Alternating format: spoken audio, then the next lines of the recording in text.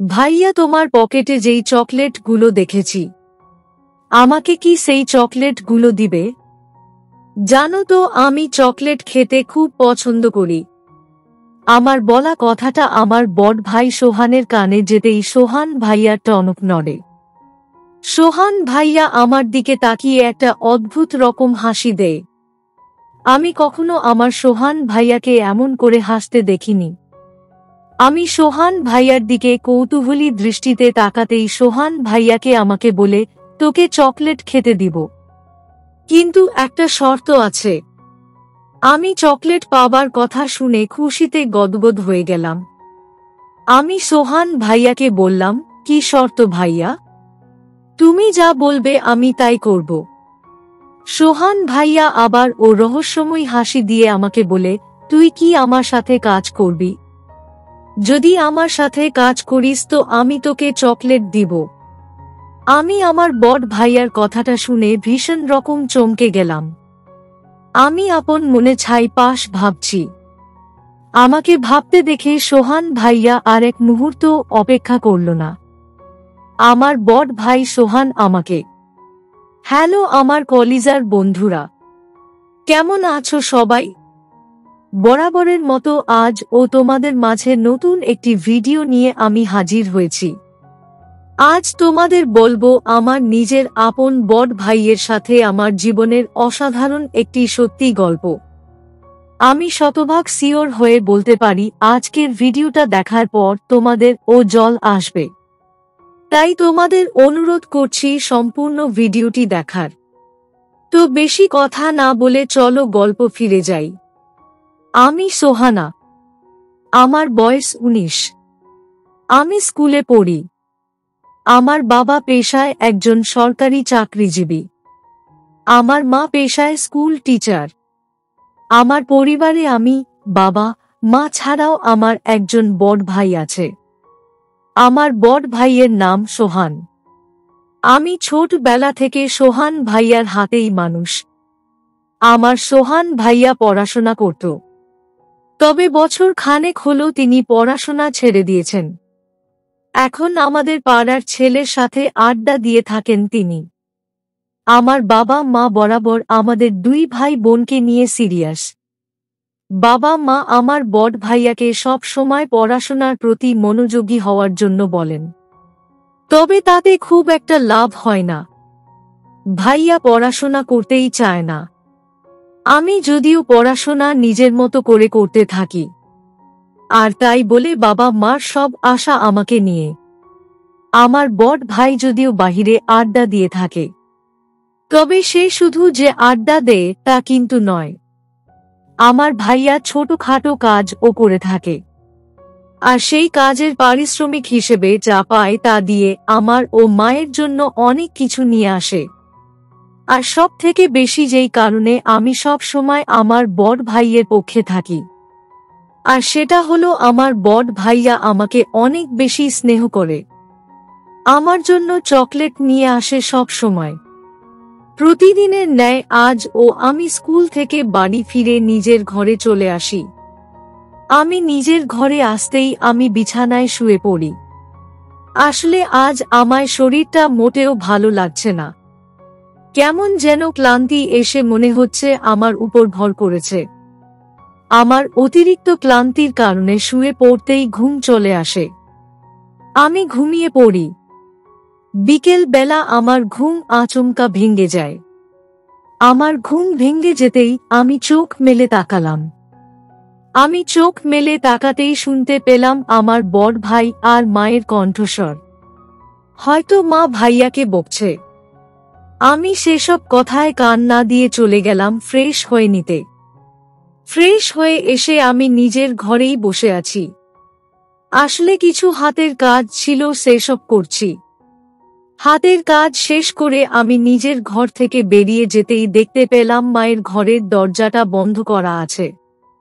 আমি মাকে দুবার করে ডাকার পর খাবার টেবিলে এসে বসলাম। অনেক ক্ষুধা পেয়েছে আমার। আমার ডাক শোনার মিনিট 10 পর মা তার ঘর থেকে বেরিয়ে এসে আমাকে বলল, কি হয়েছে? আমাকে ডাকছিস কেন? আমি মাকে বললাম, মা, আমার ক্ষুধা পেয়েছে ভীষণ, আমাকে কিছু খাবার খেয়ে দিন। আমার কথাটা শুনে মা খানিক রেগে গিয়ে বললেন, কেন খাবার নিজে বেড়ে নিতে পারিস না? সব সময় আমাকে ডাকাডাকি করতেই হবে তাই না? আমি মায়ের এমন হুট করে রেগে যাওয়ার কারণটা বুঝতে পারলাম না। আমি তো সব সময় মাকে খাবার বেড়ে দিতে বলি। মা তো কখনো আমাকে বকেননি আর না কখনো রাগ ঝেড়েছেন। তবে আজ কেন হঠাৎ মা এমন করে রেগে গেলেন? সেটাই আমার চিন্তার কারণ। আমি মাকে কিছু বললাম না। আমার মায়ের রাগ অনেক বেশি। তিনি রেগে গেলে তাকে কিছু বলা যায় না। আমি চুপটি করে বসে আছি। আমার মা খাবার বেড়ে দিয়ে হনহন করে আবার ওনার ঘরে চলে গেলেন। আমিও আমার মতো খাবার খেয়ে নিলাম। খাবার খাওয়া শেষ হতেই আমি খাবার টেবিল থেকে উঠে পড়লাম। আমি খাবার টেবিল থেকে উঠে পড়তেই আচমকা আমার চোখ গেল আমার মায়ের ঘরের দিকে। আমি মায়ের ঘরের দিকে তাকাতেই দেখতে পেলাম ভাইয়া বসে আছে। আর মা ভাইয়ার সাথে হেসে হেসে কথা বলছে। মা আর ভাইয়াকে এমন করে হেসে কথা বলতে দেখে আমার মনটা বিষণ্ণ হয়ে উঠল। আমাকে মা বকল অথচ ভাইয়ার সাথে মা হেসে হেসে কথা বলছে। আমি মন খারাপ করে নিজের ঘরে চলে আসি। আমি নিজের রুমে এসে আপন মনে ভাবতে বসে পড়লাম যে ভাইয়া আর মা কি নিয়ে হাসাহাসি করছে। তাছাড়া ভাইয়াকে তো মা সব সময় রাগ দেখাতো। আজ কেন তাদের মাঝে এত ভাব? আমি অনেকটা সময় ধরে এসব নিয়েই চিন্তা করলাম। আমার মাথায় অনেক চিন্তা আসছে, তবে সেসব ঠিক কিনা আমি জানি না। আমি নিজের মাথা থেকে এসব চিন্তা ঝেড়ে ফেলার চেষ্টা করলাম। আমি নিজের মাথা থেকে সবকিছু ঝেড়ে ফেলে দিয়ে নিজের পড়াশোনায় করা শুরু করলাম। আমি পড়তে বসার প্রায় মিনিট খানেক পর আমার বড় ভাইয়া আমার ঘরে আসলেন। আমার বড় ভাই সোহান আমার ঘরে এসে আমাকে বললেন, কিরে, কি করছিস তুই? আমি খানেক অভিমান নিয়ে ভাইয়াকে বললাম, কি আর করব, দেখতে পাও না আমি পড়াশোনা করছি। আমার কথাটা শুনে আমার বড় ভাই সোহান হয়তো বুঝতে পারল যে আমি অভিমান করে আছি। ভাইজা আমার অভিমান বুঝতে পেরে আমার মাথায় আলতো করে তার হাত জোড়া রেখে আমাকে বলল, কিরে পাগলি, এমন করে অভিমান করলে চলে? শোন বোন, আমার অভিমান করিস না। কি নিয়ে অভিমান হয়েছে সেটা আমায় বল। আমি সোহান ভাইয়াকে বললাম, মা আজ দুপুর বেলা আমার উপর রাগ ঝেড়েছে ভাইয়া।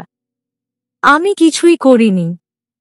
তারপর মা আমাকে কথা শুনিয়েছে। আমার অভিমানী কণ্ঠে বলা কথাটা শোনার পর আমার সোহান ভাইয়া হেসে ফেলল আর আমাকে বলল, ধুর পাগলি, মা তো সব সময় রাগ দেখায়, এটা নিয়ে এত অভিমান করলে চলে নাকি? আমি এখন বাজারে যাচ্ছি। বাজার থেকে আসার সময় তোর জন্য চকলেট নিয়ে আসবো কেমন? সোহান ভাইয়ার মুখে চকলেটের কথা শুনে আমার জিভে জল চলে আসলো। আমি সোহান ভাইয়াকে বললাম, সত্যি ভাইয়া, আসার সময় আমার জন্য চকলেট নিয়ে আসবে তো তুমি? সোহান ভাইয়া মুচকি হাসি দিয়ে বলল, অবশ্যই নিয়ে আসব, তুই এটা নিয়ে একদম চিন্তা করিস না। এই বলে আমার বড় ভাই সোহান চলে গেল। সোহান ভাইয়া চলে যাওয়ার পর আমি আরো বেশ কিছু সময় পড়াশোনা করলাম। অতঃপর রাতের খাবার খেতে চলে গেলাম। আমি রাতের খাবার খেতে চলে যাওয়ার পর দেখলাম আমার বাবা চলে এসেছে। বাবার সাথে কিছুক্ষণ কথা বলার পর আমি খাবার খেয়ে নিলাম। আমি খাবার খেয়ে নিয়ে নিজের ঘরে এসে বসলাম। আমি নিজের ঘরে এসে বসে আপন মনে ভাবছি যে কখন আমার বড় ভাইয়া বাড়ি ফিরবে আর আমার জন্য চকলেট নিয়ে আসবে। আমি আমার বড় ভাইয়ার জন্য বসে আছি। রাত প্রায় একটু বেশি হতেই আমি নিজের ঘরে থেকে ভাইয়ার কণ্ঠস্বর শুনতে পেলাম। আমি ভাইয়ার কণ্ঠস্বর শুনে নিজের ঘর থেকে বেরিয়ে গেলাম। আমি নিজের ঘর থেকে বেরিয়ে সোজা চলে গেলাম আমার বড় ভাইয়ার ঘরের সামনে। আমি আমার বড় ভাইয়ার ঘরের সামনে যেতেই দেখতে পেলাম ভাইয়ার ঘরে মা বসে আছেন। আমার মা আমাকে ভাইয়ার ঘরের সামনে দেখে মুচকি হাসি দিয়ে ভাইয়ার ঘর থেকে বেরিয়ে গেলেন। মা ভাইয়ার ঘর থেকে মুচকি হেসে বেরিয়ে যেতেই আমি খানিক অবাক হলাম। মা তো এমন করে কখনো হাসেনি। তাছাড়া আমাকে এত রাতে জেগে বসে থাকার পরেও মা কিছুই বলল না। এই ব্যাপারটা আমার কাছে ভীষণ অদ্ভুত লাগল। আমি বুঝতে পারছি না যে আজ মা হঠাৎ কেন এমন আচরণ করছে। আমি নিজের মনের মাঝে জমে থাকা প্রশ্নগুলোর উত্তর খুঁজলাম না। আমি আমার বড় ভাই সোহানের ঘরে চলে গেলাম। আমি আমার বড় ভাই সোহানের ঘরে আসতেই দেখতে পেলাম সোহান ভাইয়ার জামাটা আমার সামনেই রাখা আছে। আর সেই জামার পকেটের মধ্যে রাখা আছে চকলেট। আমি চকলেটগুলো দেখে ভীষণ খুশি হলাম। আর সোহান ভাইয়াকে বললাম, ভাইয়া তোমার পকেটে যেই চকলেটগুলো দেখেছি, আমাকে কি সেই চকলেটগুলো দিবে? জানো তো আমি চকলেট খেতে খুব পছন্দ করি। আমার বলা কথাটা আমার বড় ভাই সোহানের কানে যেতেই সোহান ভাইয়ার টনক নড়ে। সোহান ভাইয়া আমার দিকে তাকিয়ে একটা অদ্ভুত রকম হাসি দেয়। আমি কখনো আমার সোহান ভাইয়াকে এমন করে হাসতে দেখিনি। আমি সোহান ভাইয়ার দিকে কৌতূহলী দৃষ্টিতে তাকাতেই সোহান ভাইয়াকে আমাকে বলে, তোকে চকলেট খেতে দিব, কিন্তু একটা শর্ত আছে। আমি চকলেট পাবার কথা শুনে খুশিতে গদগদ হয়ে গেলাম। আমি সোহান ভাইয়াকে বললাম, কি শর্ত ভাইয়া? তুমি যা বলবে আমি তাই করব। সোহান ভাইয়া আবার ও রহস্যময় হাসি দিয়ে আমাকে বলে, তুই কি আমার সাথে কাজ করবি? যদি আমার সাথে কাজ করিস তো আমি তোকে চকলেট দিব। আমি আমার বড় ভাইয়ার কথাটা শুনে ভীষণ রকম চমকে গেলাম। আমি আপন মনে ছাইপাশ ভাবছি। আমাকে ভাবতে দেখে সোহান ভাইয়া আর এক মুহূর্ত অপেক্ষা করল না। আমার বড় ভাই সোহান আমাকে বলল, তুই যদি আমার সাথে কাজ না করিস তবে কিন্তু আমি তোকে চকলেট দিব না। আমি ভাইয়ার কথা শুনে সোহান ভাইয়াকে বললাম, আচ্ছা ভাইয়া ঠিক আছে, আমি করব কাজ। আমার কথাটা শেষ হতেই সোহান ভাইয়া মুচকি হাসি দিল আর আমার সাথে কাজ করা শুরু করল। প্রায় ঘন্টা খানেক সময় আমি সোহান ভাইয়ার সাথে কাজ করি। আমাদের কাজ শেষ হতেই সোহান ভাইয়ার রুমে আমাদের মা চলে আসে। আমি মাকে দেখতেই খানিক ঘাবড়ে গেলাম। মা আমাকে দেখে মুচকি হাসি দিয়ে আমার পাশে বসে বসল আর আমাকে বলল, কিরে সোহানা, বড় ভাইয়ার সাথে কাজ করা শেষ হয়েছে? আমি মাকে বললাম, হ্যাঁ মা। কিন্তু তুমি এখনো জেগে আছো কেন? মা আমার প্রশ্নের উত্তরে বলল, আমি জেগে না থাকলে কে জেগে থাকবে শুনি? তাছাড়া আমার ছেলে মেয়েরা রাত জেগে কাজ করবে, আর আমি কি না ঘুমাবো তা কি করে হতে পারে? আমিও তোদের ভাই বোনের সাথে কাজ করব। আমি সাহায্য করলে আরো ভালো হবে। তাছাড়া গল্প করে কাজ করলে তাড়াতাড়ি কাজ ও শেষ হয়ে যাবে। কি বলিস সোহান? মায়ের কথাটা শেষ হতেই আমার বড় ভাই সোহান মুচকি হেসে বলল, অবশ্যই মা, আপনি বসুন। আমার আর বুঝতে বাকি থাকল না যে আমার মা তখন কেন হেসেছে। আসলে মা তো কখনো নিজের সন্তানদের খারাপ হোক সেটা চায় না। তিনি সব সময় নিজের সন্তানের কথা ভাবেন। আর যখন সন্তান ভালো কাজ করে তখন তো মায়ের খুশি লাগবেই। অতঃপর আর কি আমি, মা আর আমার বড় ভাই সোহান মিলে অনেক কাজ করলাম। আমার বড় ভাইয়ার সাথে কাজ করতে পেরে আমার ও অনেক ভালো লাগছে। অতঃপর আর কি, এমন করেই রোজ আমি আমার বড় ভাইয়ার সাথে কাজ করতাম। আর আমাকে আমার বড় ভাইয়া অনেক চকলেট উপহার দিত।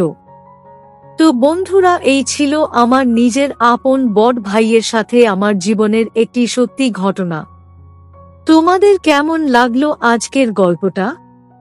অবশ্যই কমেন্টে জানাবেন।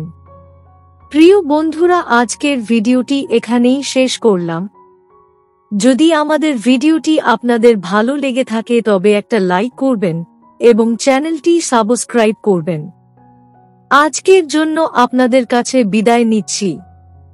দেখা হবে আগামীকাল নতুন একটি ভিডিও নিয়ে। সে পর্যন্ত সবাই ভালো থাকবেন। ধন্যবাদ।